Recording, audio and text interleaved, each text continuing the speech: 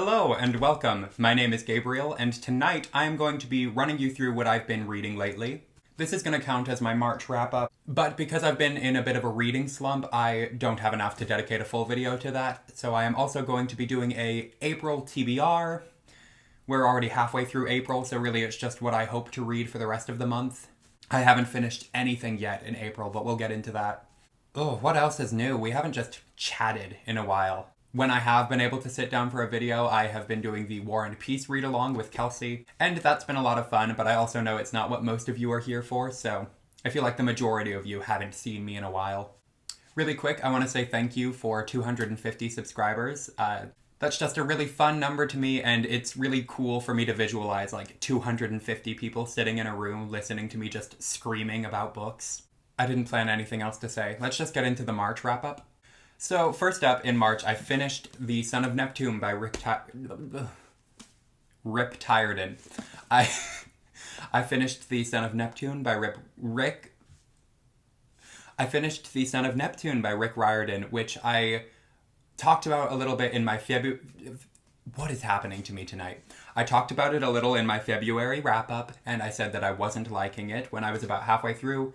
I thought that the second half was better once we really got into the journey and it kind of broke away from the structure that he used in The Lost Hero. So this kind of became its own story, finally.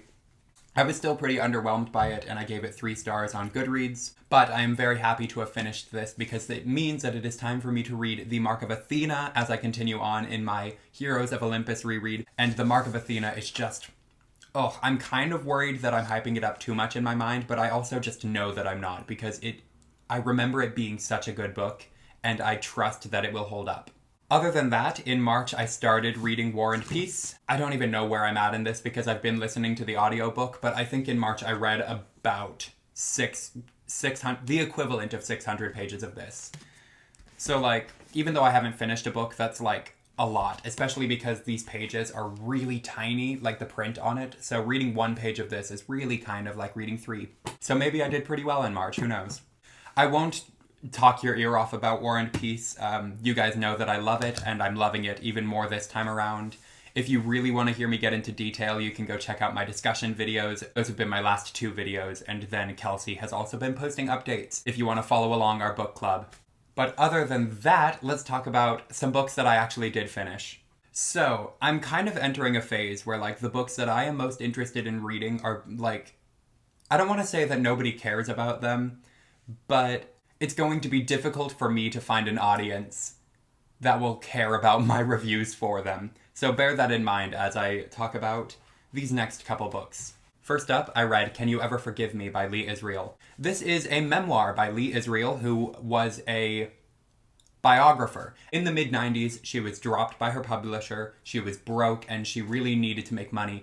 And so she started forging and selling fake letters by dead celebrities. And this book just follows that entire crime spree and how it affected her life, what she learned from it. And it is really funny. She has this really dry, biting, like bitter sense of humor that is just fantastic. There's a kind of tone that writers get when they have just lived as a cynical person in New York for like decades. It's very difficult to describe, but it's always there. And so I really thought that this was a treat. And the writing is just really snappy and clever. Like, sometimes she knows she's being pretentious, but she knows that you know, like, you're in on the joke. At one point in the book, she described the letters that she sold as her epistolary diaspora. It's just all of those pretentious, insufferable little phrases that she threw in because she knew that you'd get a kick out of it. And she has a lot of examples of the letters that she forged in here, so you get little tastes of their personalities as well. I picked this up because I love the movie that was made out of it, starring Melissa McCarthy, which I saw when that first came out, and it's one of my favorites. So I'm glad that I got around to this book. It's really short too, and I think that it's not something that's on a lot of people's radars. So I recommend that if you are interested in it, go out and check this out and watch the movie. That felt weird for me to do. I like reviewing books, but I don't necessarily consider myself like a recommender of books. Like, I will go on and on about what like I think about a book, but it just feels really awkward for me at the end of my review to be like, so go check it out, even though that's kind of what I'm supposed to be doing here. Up next, I read The Illusion by Tony Kushner. This is a adaptation and translation of a French play of the same name, L'Illusion Comique by Pierre Cornelius. Whatever. This is about a man who goes on a journey to find a wizard in a cave who will help him find his long-lost son. And the wizard shows him his son in all of these different scenes across history, and you have to figure out through these weird little scenes what happened to the son and how you can find him again. This is very funny and very fast, but it's also just got that classic, like, beautiful language that you see in my favorite play and my favorite piece of writing ever, Angels in America by Tony Kushner, because he's just got such an incredible handle of language. And in Angels in America, it's set in a kind of more modern time, so that kind of limits the way that he is able to incorporate more poeticism. But because this is just this fantasy thing, he really just has free range to play around with language however he pleases. And yeah, this was just really cool, really fun, really short. But it's definitely missing something just reading it on the page. Like, it's a play. It's supposed to be seen live on a stage, and I hope that I get the opportunity to do that someday. And, oh no, these are the only 2 books that I finished in March. And then I have one that I am currently in the middle of, and that is No God But God, The Origins, Evolution, and Future of Islam by Reza Aslan. So, in February, I read Zealot, The Life and Times of Jesus of Nazareth by Reza Aslan, and loved it. It is just the coolest thing I have ever read. Not ever. Maybe ever. I don't know. It's like my current hyperfixation. Anyways, Reza Aslan is a scholar of religions, and he studies how religions form, how they evolve, and what their place in our history and in our current society is. And Zealot was about the origins of Christianity, examining Jesus as a historical figure within the political context of Palestine in the 1st century. And it was just amazing. And so I obviously wanted to check out everything Reza Aslan has ever written. And that led me to No God But God, which I found in a discount bookstore. I'm a little over halfway through this, and it is really cool. I went into it knowing nothing about Islam as a religion. I knew nothing about its history or its formation or, you know, even what, like, Muslims believe. And so it's just, this is an excellent introduction to the religion. It's not as, like, mind-bending as Zealot was, for one thing, because I don't have any prior knowledge of it.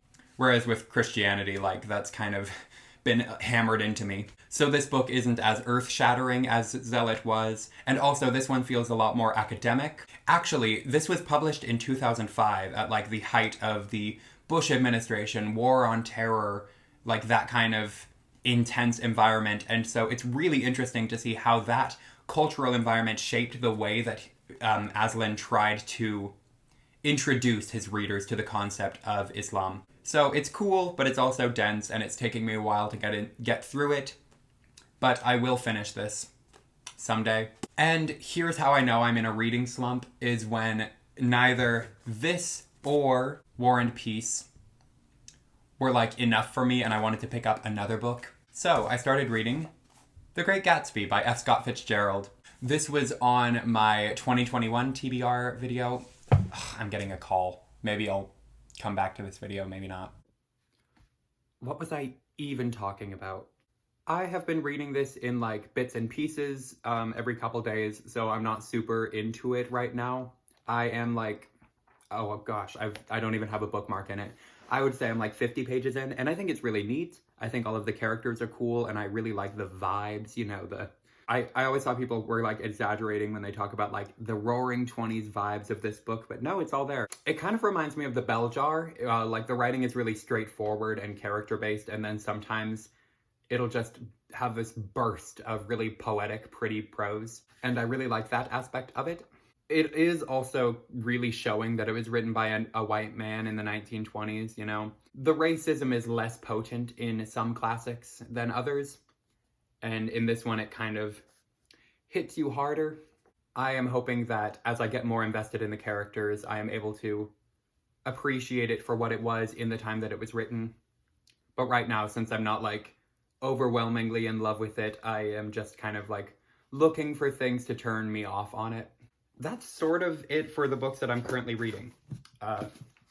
Here they are. I will finish them someday. So now it is time for me to talk about what books I plan on reading for the rest of April. So assuming I finish all 3 of those books this month, what even do I want to read?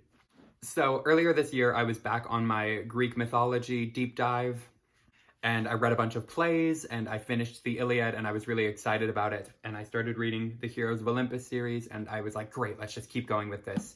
So I got a copy of The Histories by Herodotus, thinking that my love of Greek myths and Greek poetry would transfer over into like actual ancient Greek history. This seems like a pretty accessible translation, but you know how it's not like the most exciting thing in the world to tell people like, hey, I'm reading the histories of Herodotus. But I do want to get to this. I just don't think I'll read it in like one big burst. I'll just read it in bits and pieces as I can, as I get excited about it. So that's on the roster. I don't know what I want to read. Maybe just I'll pick some random books off of the shelf around me. The Price of Salt by Patricia Highsmith. This was the inspiration for the movie Carol, which I have kind of seen. I don't know. I think I got bored and fell asleep. That's terrible. I'm sure it's a good movie. I should watch it again. I do plan to read these 2 very soon. First up, The Color Purple by Alice Walker. I have just been meaning to read this all year, and I still haven't gotten around to it. And I'm going to as soon as possible. I just need to. Plus, Pride and Prejudice by Jane Austen. Another one I've been putting off for months and months, but I very recently watched the movie, the 2005 one with Keira Knightley, because my friend Maria made me watch it, and I loved it a lot, actually. So we're just going to get into this book. I have to. And that's kind of all for right now. That's all I wanted to talk about. I'm thinking about filming like a week in my life at school vlog kind of soon, just because I'm involved with a lot of cool projects on campus that I think it might be fun to document. Plus, it's really pretty in town right now, and I would love to get some nature shots. So maybe plan for that. I don't know, don't get your hopes up. Maybe I should hold these books up for a thumbnail.